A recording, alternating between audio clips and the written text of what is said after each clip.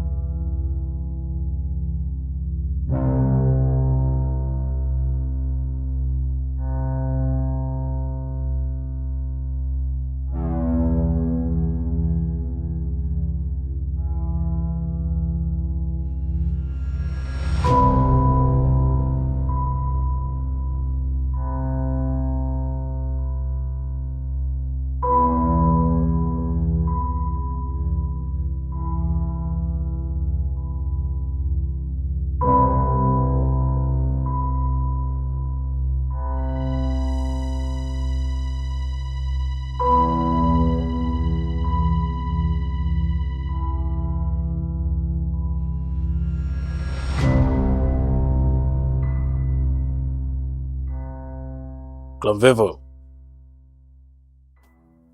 hakikisha hicho ulichokiota unakitekeleza. La si hivyo, una miezi 7 ya kuishi hapa duniani.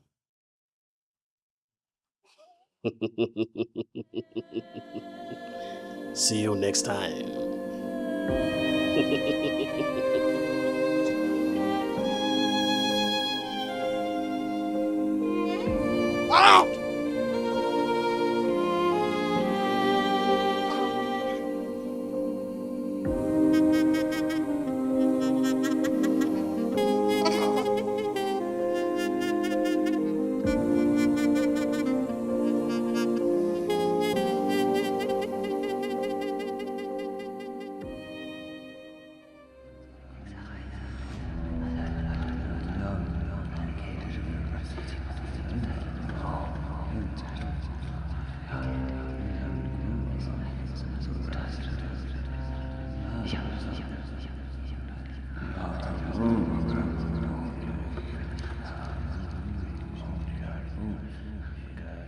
Nimekubali kujiunga na chama. Nipo tayari kukitumikia chama kwa namna yoyote ile, bila kujali utu wala ubinadamu. Nipo tayari kuiabudia pesa na kutimiza masharti yote.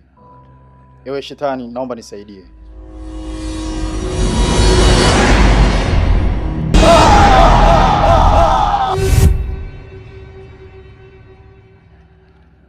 Karibu kwenye chama.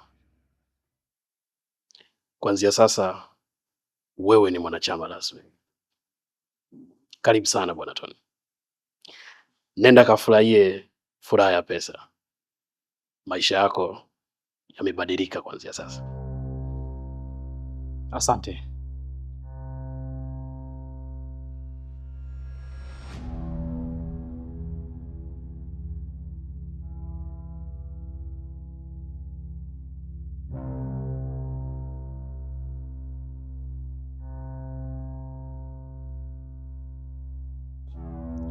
Hongereni nyote mliokusanyika hapa kwa kusherehekea ubatizo wa mwanachama wetu mpya.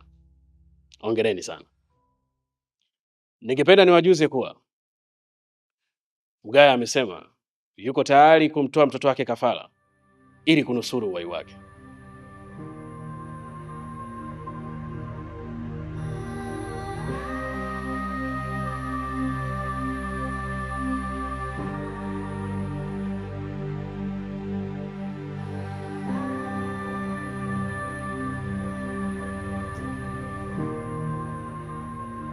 Have a good day.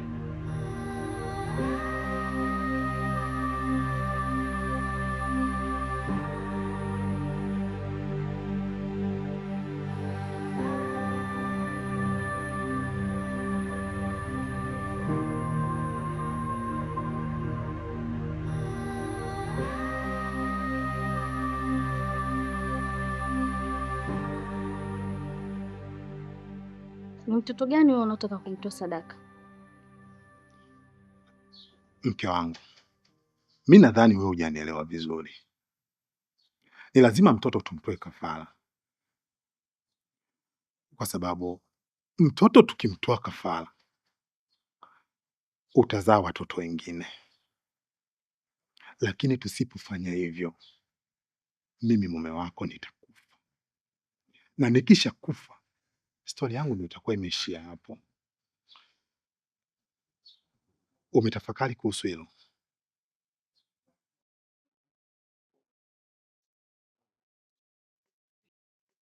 Labda kama una mtoto mwingine tofauti na huyu, lakini kama ni huyu wa kwangu mimi, huwezi kumtoa kafara. Alafu unazungumza kirahisi rahisi tu, eti tutazaa mwingine. Hivyo unajua maana uchungu wewe? Unajua ni uchungu kiasi gani mwanamke anaupata akiwa anataka kujifungua? Sikiza nikwambie kitu Mgaya, tena nisikilize kwa makini. Mimi na wewe hatima yetu ni kifo tu, tena tutakufa kwenye wakati ambao tunatamani kuendelea kuishi, na haya ndiyo matokeo ya kutaka mali kwa haraka. Sasa usitake mtoto alipe dhambi zako hali ya kuwa yeye hahusiki na chochote. Lakini mke wangu, wakati unazungumza hayo maneno, unatafakari kuhusiana na mimi? Sidhani kama kuna kitu cha kujadili tena hapa. Msimamo wangu uko pale pale. Mtoto wangu hatolewi kafara.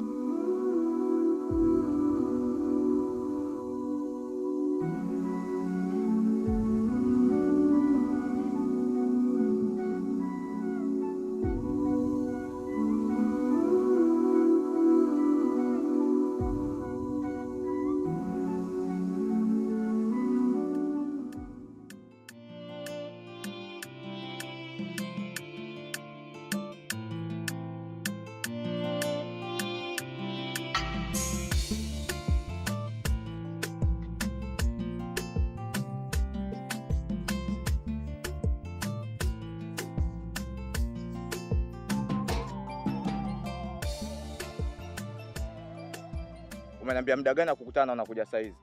Naomba unisamehe. Nataka kuzungumza na wewe. Umeanza, sina chochote hapa, penyewe nina bakula mbili tu. Labda nikukindia ukafanya mazingira yako. Zuia. Sihitaji hela. Nahitaji kuongea na wewe.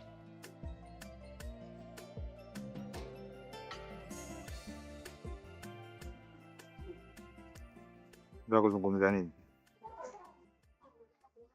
Kiulizo. Nakupenda. Najua hata wewe unanipenda sana. Kwenye mapenzi yetu mpaka sasa tuna miaka mitatu. Kwenye miaka mitatu tumepitia kila aina ya changamoto na tuliweza kuzishinda. Tumekuwa na ndoto na malengo ambayo hata hatukujua tutatimiza vipi.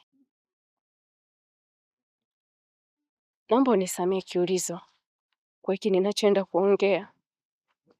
Na kabla sijaja kuongea na wewe, nilikaa nikatafakari mustakabali wa maisha yangu ya baadaye. Najua ninachoenda kusema kitakuumiza, kitakuchoma ndani ya moyo wako, lakini naomba unisamehe Kiulizo. Nimepata mchumba, naenda kuolewa. Na sio mchumba tu, ni mchumba ambaye ana pesa.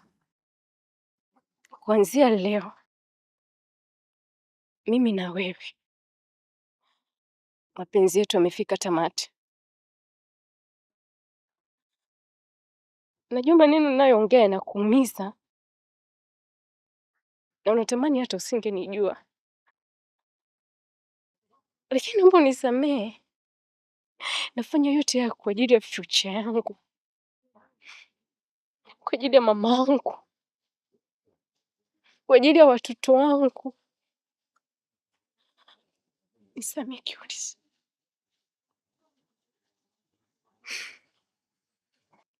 Kwa hiyo nataka kuniacha kwa sababu ya pesa, si ndio? Hapana, sio kwa sababu una pesa. Na kuacha kwa sababu ya future ya watoto wangu, kizazi changu, mama yangu. Nataka nizae watoto na hao watoto wayafurahie maisha yao, waishi kwenye furaha. Sitaki watoto wangu waje kuishi kama mama yao nilivyoishi kwenye maisha haya ya kimaskini. Ina maana umesahau mambo tuliyoyafanya mimi na wewe na momenti kadhaa tulizopitia? Nakumbuka kila kitu Kiulizo. Lakini naomba nikuulize, hivi unafikiri hao watoto watakuja kula momenti ambazo tumezipitia sisi? Hapana. Nisamehe.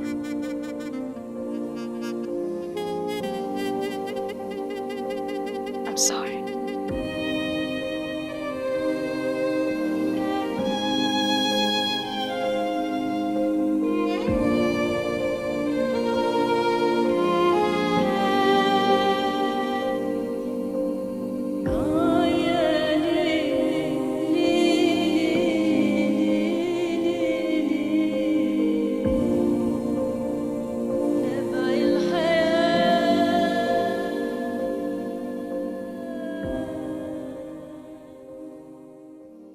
Tajiri Matula, kaka, mimi nina moyo kaka.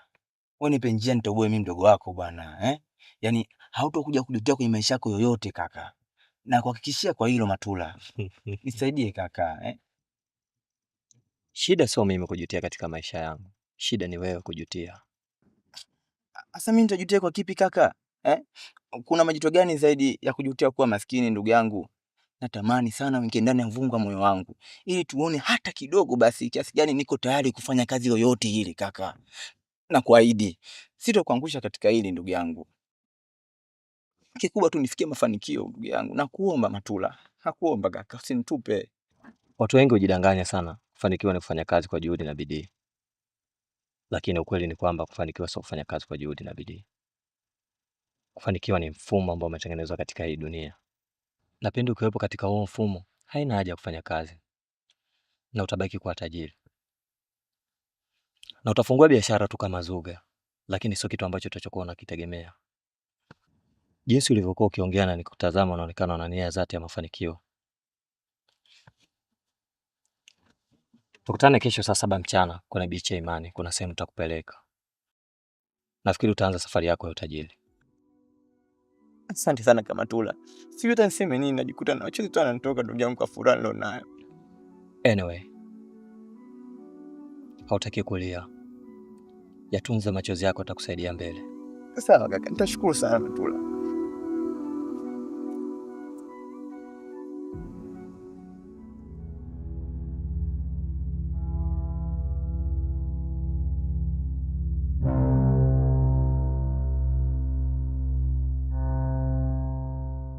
Vevo, ni nini kimekuleta usiku huu? Mimi nimekuja kuangalia kaburi langu hapa. Sasa nashangaa kukuona wewe usiku huu makaburini. Hata mimi ni kama wewe. Mimi nimekuja kutizama kaburi langu. Na huwa najisikia simanzi sana pindi ninapoliona ile kaburi. Moja kati ya vitu ambavyo najutia ni mimi kujiunga katika hiki chama. Samani, naomba nikuulize kitu. Sijawahi kukuona ukitoa kafara. Una sharti gani wewe? Au wewe ni miongoni mwa watu wenye masharti mepesi? Kimya wewe. Chinga kabisa. Mimi ni miongoni kati ya watu ambao na masharti magumu sana katika hiki chama. Mimi sina masharti mepesi kama unavyofikiria wewe. Una sharti gani wewe? Sharti langu mimi ni ukatili wa kijinsia kwa watoto ambao bado hawajabalehe. Kumbe haya mambo ambayo tunasikia kwamba mtoto sio miaka 7, mtoto miaka 6 amefanywa ukatili wa kijinsia, au watu kumbe wanatoka kwenye chama chetu pia? Vevo, miongoni kati yao watu, mimi ni mmoja wapo. Kwa nini sasa usiombe kubadilishiwa sharti? Ni kitu ambacho hakiwezekani. Hakuna njia ya kubadilishiwa sharti. Na nikiendelea kufosi, basi nitakufa. Na ndio maana hapo awali nilikwambia najutia sana kujiunga katika hiki chama.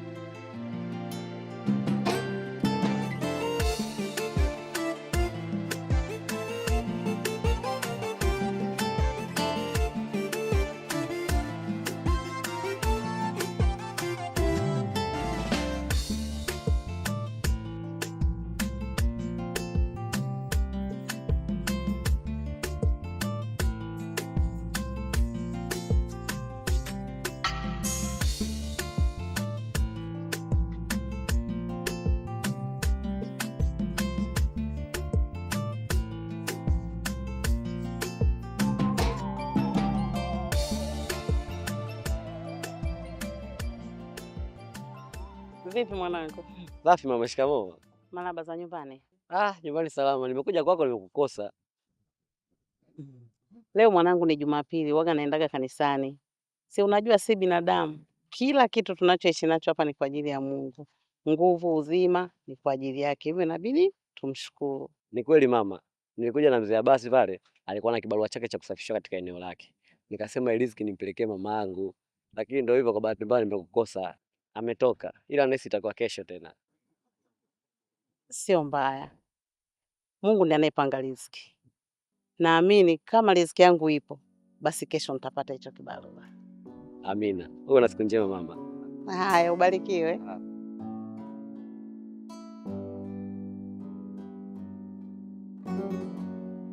Hiki chama kina stress watu wengi sana, lakini inavyoonekana kwako ni zaidi.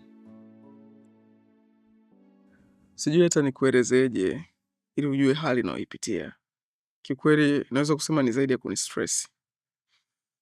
Kuna wakati inafika natamani hata kujiua. Watu wengi kabla ya kuingia katika hiki chama, kuna mambo hawakuyafuatilia kiundani, hawakukichunguza hiki chama. Hivi unajua kwamba kuna njia nyepesi ambayo inaweza kukufanya utoke katika hiki chama? Njia ipi hiyo? Vevo,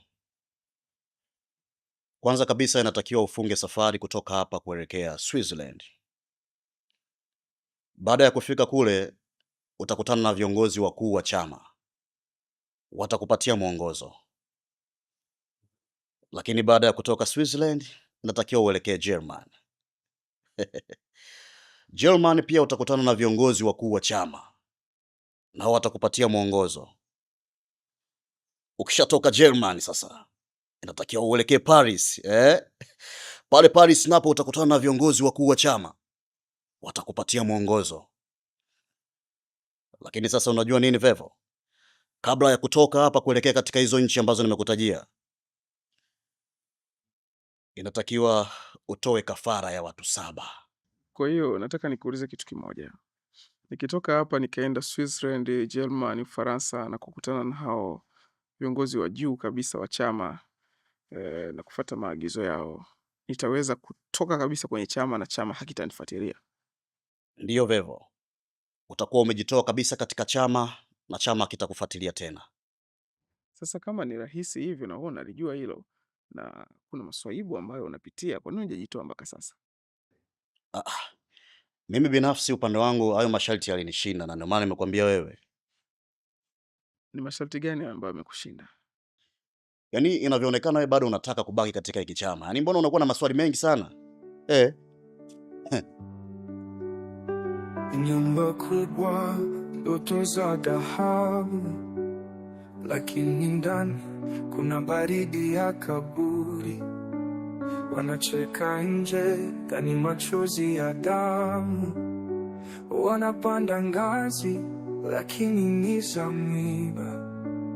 Kila hatua inawaza ni nini kinafuata. Big Boss, je thamani kwa wapi? Big Boss, maisha yamekuwa shughuli. Kwa pesa, kwa nguvu, wanapoteza nafsi zao. Big Boss, nani atabaki mwishoni? Mikono yao inashika dhahabu, lakini moyo umejaa sumu kali. Kila dirisha lina giza, hakuna nuru.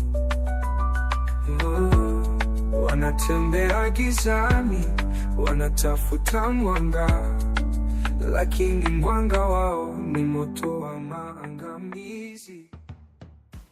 Pole sana mume wangu, lakini mi nadhani kwa sababu ya ubizi ama tajiri anakuwa na mambo mengi sana, huwezi ukajua sababu ambayo imefanya yeye akaacha kupokea simu yako. Hamna, kafanya kusudi. Mimi sinakwambia, Matulu anamjua mimi, kashajipata yule. Mke wangu, siku zote waliofanikiwa wanatudharau sisi ambao tujapata. Mimi nakwambia hivyo. Bora tuang'ang'ane na madaga yetu tu. Hawapaswi kukata tamaa, Ndivyo walivyo matajiri mume wangu. Maneno yako kama yana kitu hivi. Acha mimi niishi kwenye maneno yako.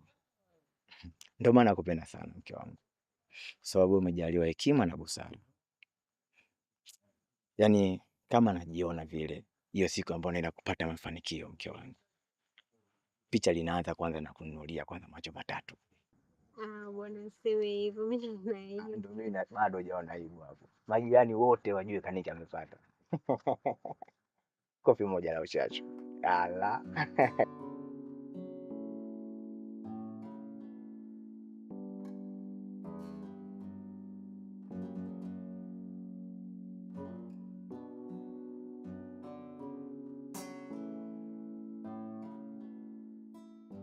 Shemlake.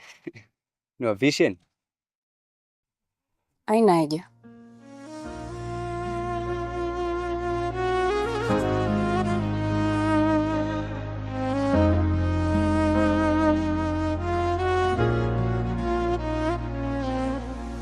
Nilikuwa na ndoto na wewe ndani, mikono yangu mitupu, moyo wa dhahabu.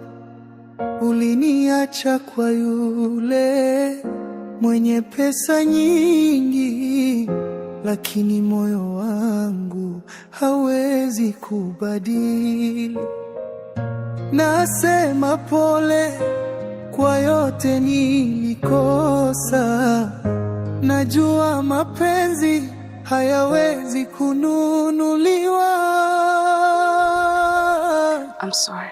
Siku moja tutakuwa sote, hata kama leo ni ngumu kote. Nitaamka, nitapambana hadi tufike mahali panafaa. Siku moja tutakuwa sote, hata kama leo ni ngumu kote. Nitaamka, nitapambana hadi tufike mahali panafaa.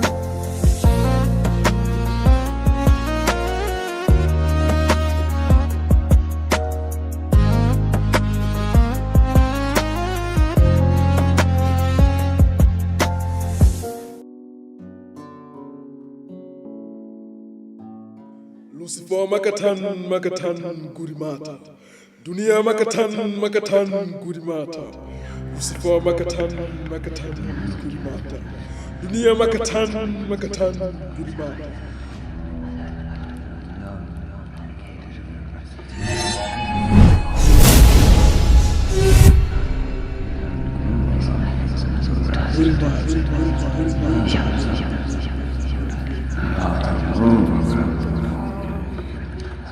Lakini ndani kuna baridi ya kaburi. Wanacheka nje, ndani machozi ya damu. Wanapanda ngazi, lakini ni za mwiba. Kila hatua inawaza ni nini kinafuata. Big Boss, je, thamani iko wapi? Big Boss, maisha yamekuwa shughuli. Kwa pesa, kwa nguvu, wanapoteza nafsi zao. Big Boss, nani atabaki mwishoni? Mikono yao inashika dhahabu, lakini moyo umejaa sumu kali. Kila dirisha lina giza.